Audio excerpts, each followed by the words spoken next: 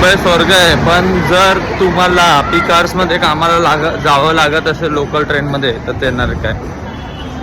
हे बघा, हे बघा, तर हेच नेमकं स्वर्ग बनवतं ते मुंबई लोकलमधले भजन मंडळी.